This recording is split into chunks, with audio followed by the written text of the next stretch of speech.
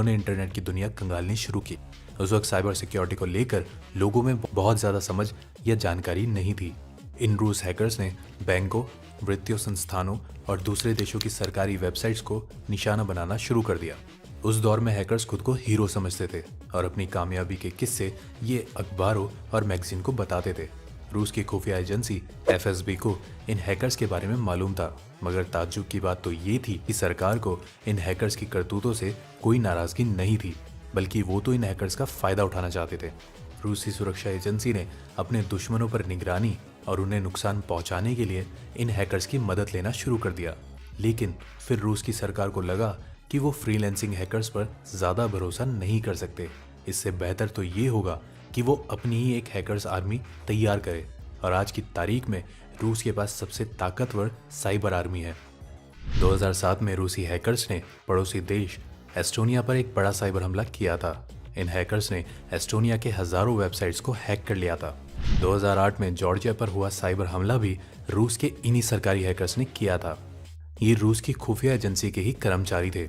इन्होंने white house पर भी साइबर हमला किया है।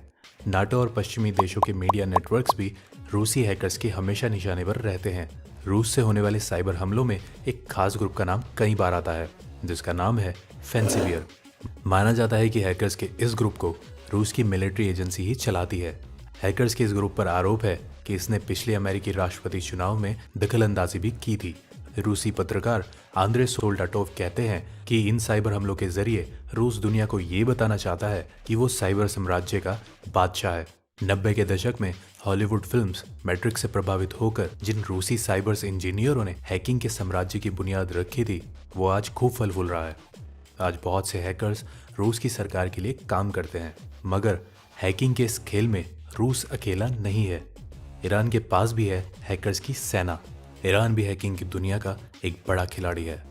1990 के दशक में इंटरनेट के आने के साथ ही ईरान ने अपने यहाँ के लोगों को साइबर हमलों के लिए तैयार करना शुरू कर दिया था। ईरान जैसे देशों में सोशल मीडिया सरकार के खिलाफ आवाज़ उठाने का एक बड़ा मंच होता है। सरकार इनकी निगरानी करती है। ईरान में हैकर्स का इस्तेमाल वहाँ की सरकार अपने खिलाफ बोलने वालों का मुंह बंद करने के लिए करती है।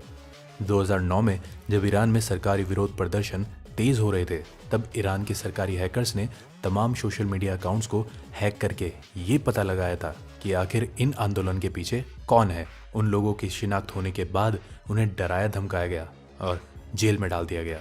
यानी साइबर दुनिया की ताकत से ईरान की सरकार ने अपने खिलाफ तेज हो रहे बगावती सुर को शांत कर दिया था। ईरान के पास रूस जैसी ताकत वाली साइबर सेना तो नहीं है, मगर ये ट्विटर जैसी सोशल मीडिया को भी परेशान करने की हिम्मत रखती है। जानकार बताते हैं कि ईरान की साइबर सेना को वहाँ के मशहूर रेवोल्यूशनरी गार्ड्स चलाते हैं। ईरान में दुनिया के एक से एक बड़े काबिल इंजीनियर्स और वैज्ञानिक तैयार होते हैं। दिक्कत ये है कि इनमें से ज़्यादातर पढ़ाई पूरे होने के बाद अमेरिका या दूसरे पश्चिमी देशों का रुख करते हैं, तो ईरान की साइबर सेना को बचे कुचे लोगों से ही काम चलाना पड़ता है। इस कमी को पूरा करने के लिए ईरान कई फ्रीलांसर हैकर्स को भी हायर करती है। ईरान अक्सर साइबर हमलों के निशाने पर भी रहता है, खास तौर से अमेरिका और इजराइल से। 2012 में ईरान के तेल उद्योग पर हुए साइबर हमले में उसके सिस्टम की हार्ड ड्राइव से डेटा उड़ा दिया गया था। ईरान पर इस साइबर हमले के पीछे अमेरिका या इजराइल का हाथ होने की आशंका थी। ईरान ने इसी हमले से सबक लेते हुए 3 महीने बाद अपने दुश्मन देश सऊदी अरब पर बड़ा साइबर हमला किया था। इस हमले में ईरान के हैकर्स ने सऊदी अरब के 30,000 कंप्यूटर्स का डेटा उड़ा दिया था। आज हैकर्स ने अपने साम्राज्य को पूरी दुनिया में फैला दिया है। आज हर देश में हैकर्स मौजूद हैं। कहीं वो सरकार के लिए काम करते हैं तो कहीं सरकार के खिलाफ। लेकिन एक देश ऐसा भी है जहाँ साइबर हैकिंग पूरी तरह सरकारी है। इस देश का नाम है उत्तर कोरिया। उत्तर कोरिया में हैकर्स की सेना को चलाती है वहाँ की खुफिया एजेंसी RGB। उत्तर कोरिया में 13-14 साल की उम्र से ही बच्चों को हैकिंग की ट्रेनिंग दी जाने लगी है। स्कूलों से प्रतिभाशाली बच्चों को छांटकर हैकिंग की खुफिया सेना में दाखिल किया जाता है। मैथ्स और इंजीनियरिंग में तेज स्टूडेंट्स को सॉफ्टवेयर इंजीनियरिंग की ट्रेनिंग दी जाती है। फिर या तो वो हैकर्स बनते हैं या फिर सॉफ्टवेयर इंजीनियर्स। उत्तर कोरिया अपने यहाँ के बहुत से छात्रों को चीन या दूसरे एशियाई देश में IT की पढ़ाई करने के लिए भी भेजते हैं, ताकि वो साइबर वर्ल्ड को अच्छे से समझ सके और देश के काम आ सके। इनमें से कई छात्र पढ़ाई पूरी करके चीन या दूसरे देशों में ही रुक जाते हैं। और वहीं से अपने देश के लिए हैकिंग का काम करते हैं। उनका मकसद कमाई करके अपने देश को पैसा भेजना होता है। इन उत्तर कोरियाई हैकर्स को 80,000 से 1 लाख डॉलर तक की सैलरी सरकार देती है। जानकार मानते हैं कि करीब 2 से 3 हज़ार उत्तर कोरिया हैकर्स फ्रीलैंसिंग का काम करते हैं। इनके निशाने पर क्रेडिट कार्ड्स, बैंक के खाते वगैरह होते हैं ताकि आसानी से कमाई हो सके। उत्तर कोरिया के हैकर्स ने दुनिया के कई बैंकों पर बड़े साइबर हमले करके करोड़ों की रकम उड़ाई है। इनके निशाने पर लैटिन अमेरिकी देश एक्वाडोर से लेकर पड़ोस के देश भी रहे हैं। लेकिन दोस्तों, हैकर्स आर्मी की बात हो रही हो और चीनी हैकर्स की बात ना हो तो ये नाइंसाफी होगी। अप्रत्याशी रूप से चीन में हैकर्स की संख्या दुनिया में सबसे ज़्यादा है। अलग अलग अनुमान में कहा गया है कि दुनिया के 41% साइबर हमले चीन से ही होते हैं। पुणे बेस्ड कॉस्मो बैंक में हुई चोरी के बारे में मैंने आपको शुरुआत में बताया था। उस हमले के पीछे भी चीनी हैकर्स का ही हाथ बताया जाता है। चीनी हैकर्स काफ़ी समय से भारत सरकार के संस्थानों और विभागों को अपना निशाना बनाती रही है। यही नहीं, हवाई यूनिवर्सिटी, वॉशिंगटन यूनिवर्सिटी, MIT जैसी कम से कम 27 यूनिवर्सिटी को ये हैकर्स अपना निशाना बना चुके हैं। रिपोर्ट्स की माने तो ये सभी अटैक्स चीनी सरकार द्वारा स्पॉन्सर्ड है। हैकर्स सरकारी सिस्टम में घुसने के लिए खास डिजाइन के टूल और मालवेयर का इस्तेमाल करते थे। ये हैकर सबसे पहले सिस्टम के बाहरी हिस्से को हैक करते थे और उसके बाद मालवेयर और टूल की मदद से इंटरनल नेटवर्क को पूरा एक्सेस कर पाते थे। नेटवर्क हैक करने के बाद ये हैकर्स रिमोट कोड के जरिए कॉन्फिडेंशियल जानकारी चुराने के साथ ही सिस्टम को भी खराब कर देते थे। दोस्तों, साइबर अंडरवर्ल्ड आज खूब फल फूल रहा है।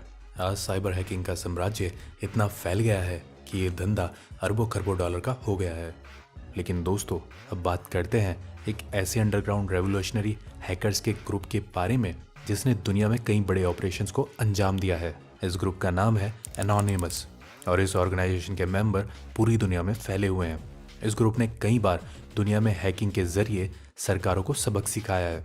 जब ईरान के नेता महमूद साल 2009 में फिर से चुनाव लड़ रहे थे तो उनकी सरकार ने अपोजिशन के मीडिया चैनल और इंटरनेट सेवा बंद कर दी थी। ईरानी नागरिकों के लिए ये फ्रीडम ऑफ स्पीच के खिलाफ था। तब एनोनिमस ने इंटरनेट और मीडिया सेवाओं को अपने दम पर बहाल किया था। पेरिस आतंकवादी हमलों के तुरंत बाद इस ग्रुप ने ISI पर ऑनलाइन वार की घोषणा कर दी थी। सोशल मीडिया पर उन्होंने कुछ ही दिनों में प्रो ISIS लोगों के 2000 से भी ज़्यादा खातों को बंद करवा दिया था। यही नहीं, 2013 में उत्तर कोरिया के मिसाइल परीक्षण के विरोध में इन्होंने इस देश में सुचारू संचार को रोकने के लिए देश की तीनों कामकाजी वेबसाइट को बंद करके उत्तर कोरिया पर दबाव बनाया कि वो परीक्षण को रोक दें। खैर, हैकिंग के साम्राज्य के बारे में आपकी कितनी समझ है और क्या आज की इस वीडियो से आपने कुछ नया सीखा? नीचे कमेंट में हमें ज़रूर बताएं। फिलहाल आज के लिए बस इतना ही। अब हमें इजाज़त दीजिए। आपका बहुत बहुत शुक्रिया।